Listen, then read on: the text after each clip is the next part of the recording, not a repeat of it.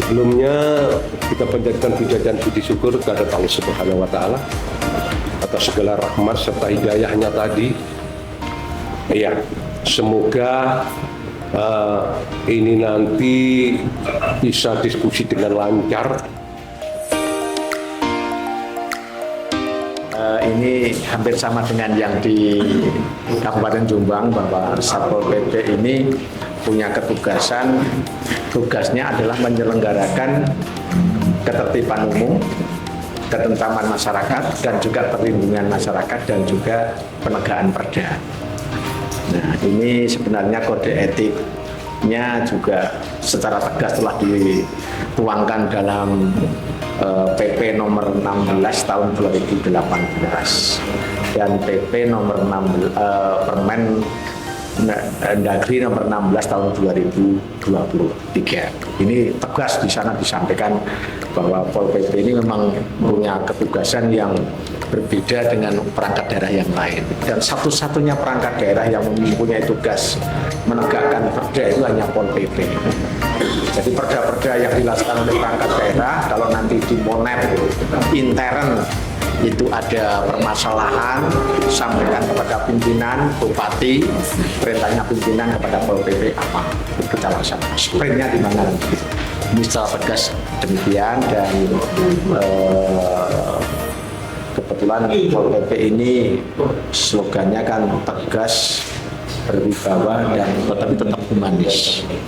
Jadi kalau misalkan ranah-ranah intern, pengawasan ekstern. Kalau Bapak kan memiliki juga pengawasan intern, juga selaku lembaga legislatif bisa memberikan pengawasan intern. Karena menurut kami cara menyelesaikan permasalahan seperti ini, contoh anak-anak jalanan perlu pembinaan yang luar biasa. Itu pun tergantung APBD di dinas terkait. Misalkan anggaran di dinas sosial itu terbatas, tentunya apa yang panjenengan lakukan ini kalau di sana ini Bengkolo, Malang Kada. Karena apa? Anak setelah dikasih pembinaan dilepas kembali lagi ke lapangan seperti semula. Seperti itu. Nah, cara penanganannya, cara penyelesaian seperti apa? Apakah seperti pengalaman yang barusan kami sampaikan atau bagaimana? Sehingga tadi disampaikan bagaimana upaya yang dilakukan dengan adanya anak jalanan. Kita malah ada anak pang, Pak, itu malah lebih dari anak jalanan, saya pikir. Dengan penampilan yang mengerikan, mata ditato, kuping ditindih, lebih banyak, lebih sangat lah bahasanya seperti itu. Nah, upaya yang kita lakukan itu dengan dinas sosial, penjangkauan terhadap mereka. Kemudian kita ada dua alternatif, kita sampaikan kepada panti, tetapi karena ini anak waras, mereka nggak mau dikekang, mereka itu inginnya bebas. Ya, akhirnya yang kemudian harus kita sering lakukan adalah bagaimana kita bebas dari anak pang, tetapi juga kita memberikan himbauan ajakan agar jangan kepang di blok-blok.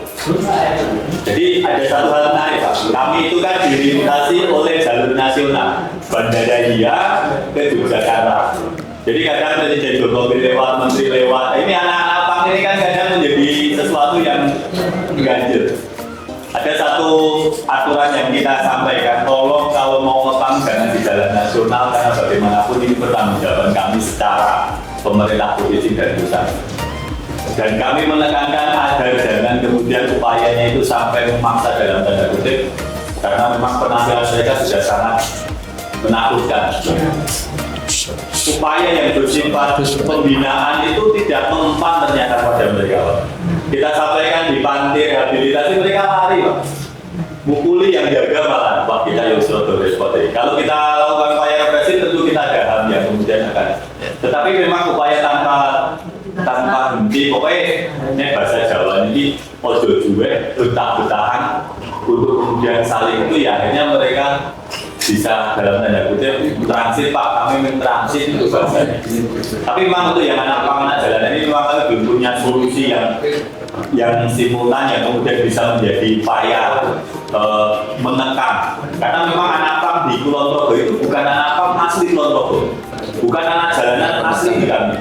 Rata-rata dari Kebumen, dari wilayah-wilayah lain yang mereka kemudian hanya berkumpul ketika ada Endang Sukamti misalnya, ada Superman Isden misalnya, ada konser-konser, mereka itu seperti saling ngaluyung, saling berkunjung gitu. Jadi ketika ada event-event itu biasanya mereka akan banyak. Ketika tidak ada event itu biasanya mereka berkurang. Nah ini yang kemudian kita harus juga membuat peta masalah. Oh ternyata ini daya tariknya itu kan ada event-event seperti ini. Nah, Kulon Progo sebagai tempat transit ini yang kadang kemudian menjadi ya akhirnya. Tetapi mungkin kalau Bapak lihat sepanjang Kulon Progo dibandingkan dengan wilayah yang lain, kami relatif lebih bersih. Baru aja tadi juga orang ramai dengan tadi Jadilan, dengan itu kita juga langsung tertibkan. Ya ini memang upaya yang mau tidak mau, suka tidak suka, untuk sisi itu yang harus lebih sering agar kemudian muncul kesadaran. Meskipun ini pun tadi yang Jadil tadi saya sampaikan, ada ruang yang kemudian boleh dan yang tidak boleh. Kalau kemudian Bapak Ibu itu di ruang-ruang yang boleh, contohnya di bandara, saya sampaikan, di bandara iya itu ada yang bersifat ngamen dan meletakkan sebuah tempat untuk kemudian dapat entah berapa itu. Tetapi tentu ini ada mekanisme lain, tidak liar, tidak kemudian di tepi jalan, mengganggu pengguna jalan, hal seperti ini yang kita tekankan. Karena memang butuh stakeholder yang lain, tidak hanya Satpol PP. Tapi tentu Satpol PP berupaya menertibkan, Pembina sudah lakukan penertiban, harus sering-sering seperti itu.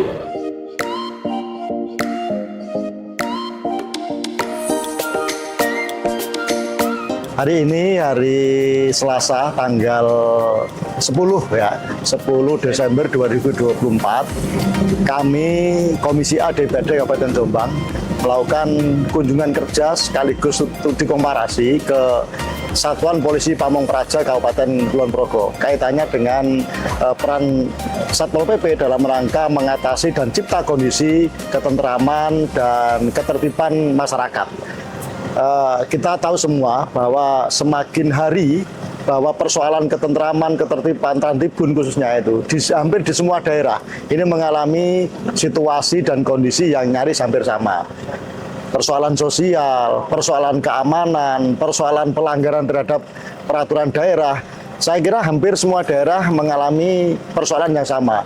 Kenapa kita memilih Kulon Progo? Karena Kulon Progo ini adalah poros jalan nasional yang dimana menghubungkan antara Jakarta dengan Provinsi Daerah Istimewa Yogyakarta.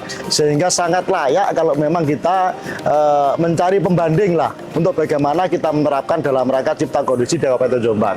Alhamdulillah banyak informasi yang kita dapat yang nantinya akan kita ekspor dan lalu kemudian kita elaborasi dengan apa yang sudah dilakukan oleh Satpol PP Kabupaten Jombang. Mudah-mudahan dengan adanya kunjungan kerja dan studi komparasi ini akan cipta kondisi di Kabupaten Jombang, persoalan sosial, ketertiban, umum dan sebagainya, insya Allah akan lebih bisa teratasi dengan baik.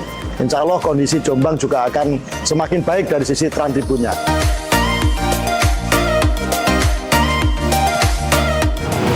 DPRD Kabupaten Jombang, Satpol PP Kabupaten Kulon Progo maju!